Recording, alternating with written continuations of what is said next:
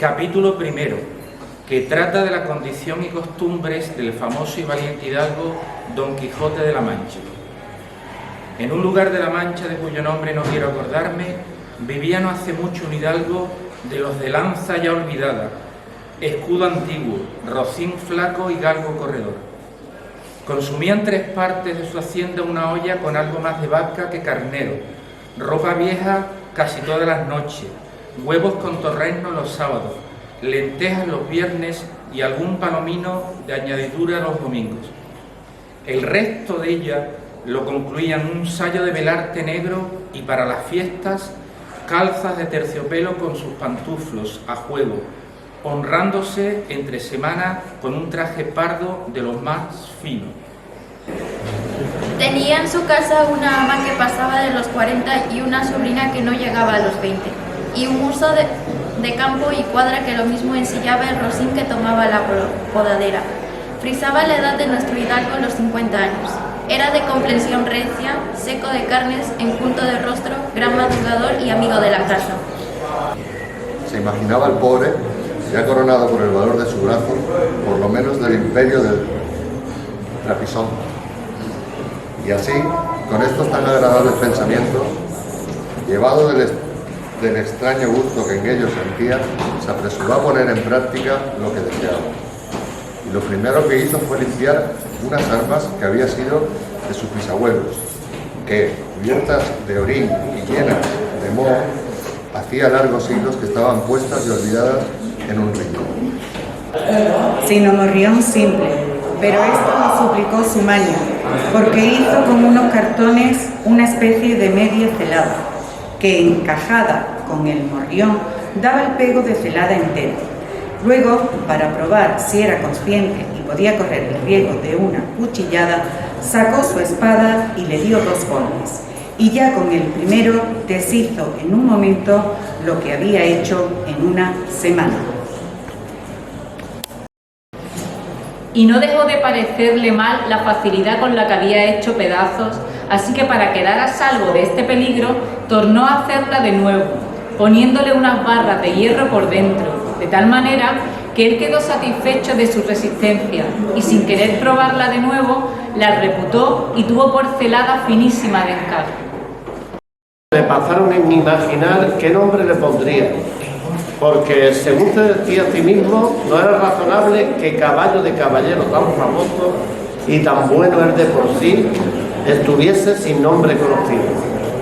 Y así trataba de acomodarle uno que declarase quién había sido antes de ser caballero andante y lo que ahora era. Se llamaba Aldonza Lorenzo y le pareció bien darle el título de señora de sus pensamientos, y buscándole un nombre que no dijese mucho del suyo y que tirase y se encaminase al de princesa y gran señora, vino a llamarla Dulcinea del Toboso, porque era natural de Toboso, nombre, a su parecer, músico y original y significativo, como los otros que a sí mismo y a sus cosas había puesto. Capítulo segundo, que trata de la primera salida de su tierra que hizo el ingenioso Don Quijote. Hechas pues estas prevenciones, no quiso aguardar más tiempo para poner en práctica su pensamiento, acuciándole la falta que pensaba que cometía en el mundo de su tardanza. Puesta su mano compuesta celada, embrazó su escudo, tomó su lanza y por la puerta de un corral salió al campo con grandísimo contesto y alborozo de ver con cuánta facilidad había dado principio a su buen deseo. Estaban casualmente en la puerta 2 mujeres mozas de estas que llamaban de la vida, que iban a Sevilla con unos arrieros que acertaron a hacer una parada en la venta aquella noche, y como a nuestro aventurero todo cuanto estaba, veía o imaginaba, le parecía estar hecho, y pasar tal y como lo había leído. En cuanto vio la venta, se le figuró que era un castillo con sus 4 torres y chapiteles, de luciente plata, sin faltarle su puente levadizo y a hondo foso, cuando los demás cosas que suelen tener esos castillos. Se fue llegando a la venta a la que él le parecía castillo, y a poco trecho de ella tiró de las riendas de Rocinante, esperando que algún enano se pusiese entre las almenas a dar señales con una trompeta de que llegaba el caballero al castillo. Sí, vuestra merced, señor caballero, busca posada, aparte del lecho, porque en esta venta no hay ninguno. Todos los demás se hallará en ella en mucha abundancia. Le pusieron la mesa a la puerta de la venta, por el fresco, y el ventero le trajo una porción del mal remojado y el peor cocido bacalao. No podía poner nada en la boca con sus manos si alguien no se lo daba y ponía. Y así, una de aquellas señoras servía para este menester. Pero al ir a darle de beber no fue posible, ni lo hubiese sido si el ventero no hubiera horadado una caña y puesto un extremo en la boca. Le iba echando el vino por el otro.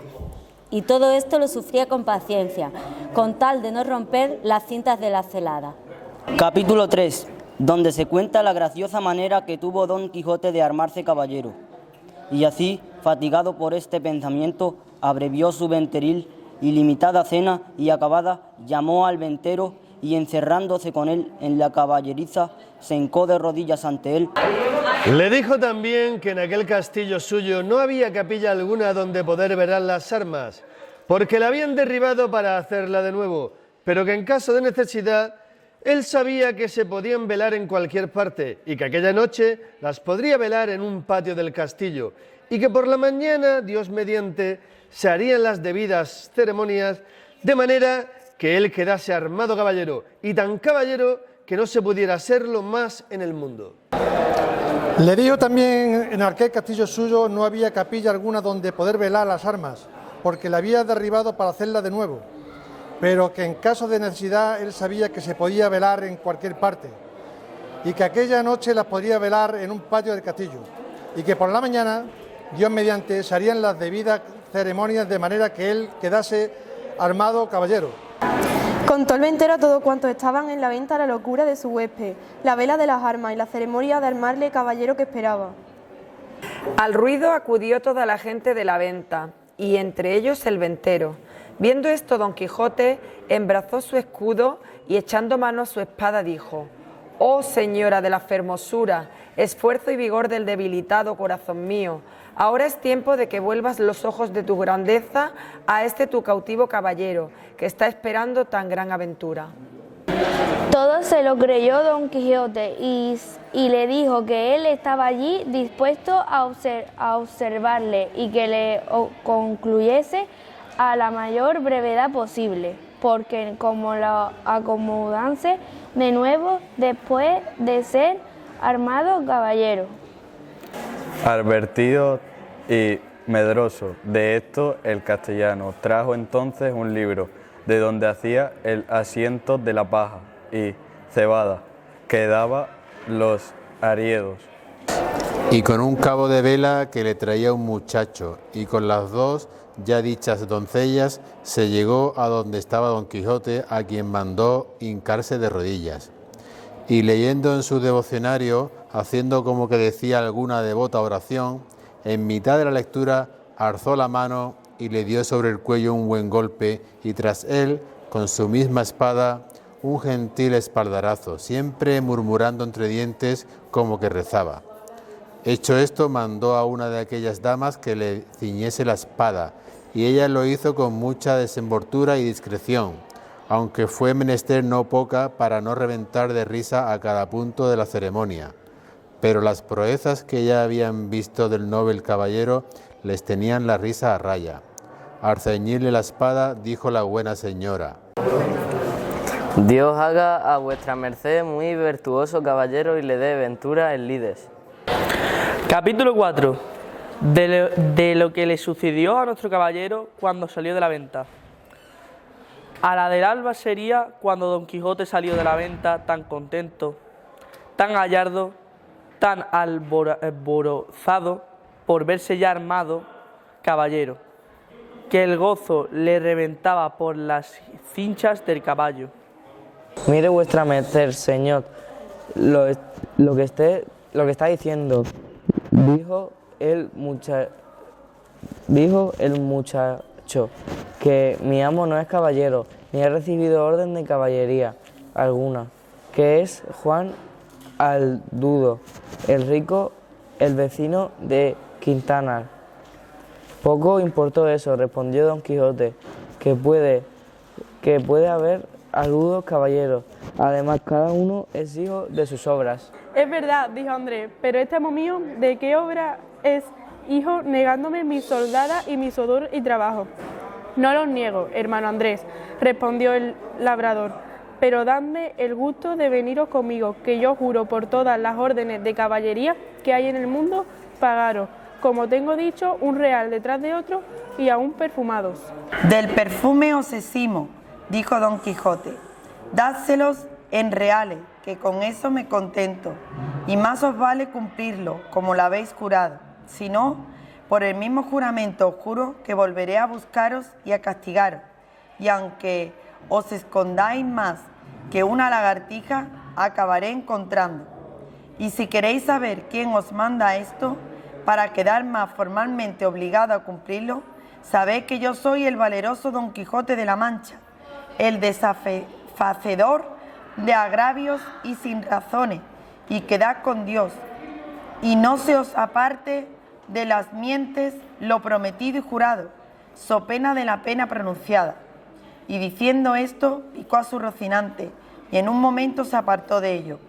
Lo siguió el labrador con los ojos, y cuando vio que había traspuesto el bosque y que ya no se le veía, se volvió a su criado Andrés y le dijo: venid acá, hijo mío, que os quiero pagar lo que os debo, como aquel desfacedor de agravios me dejó mandado.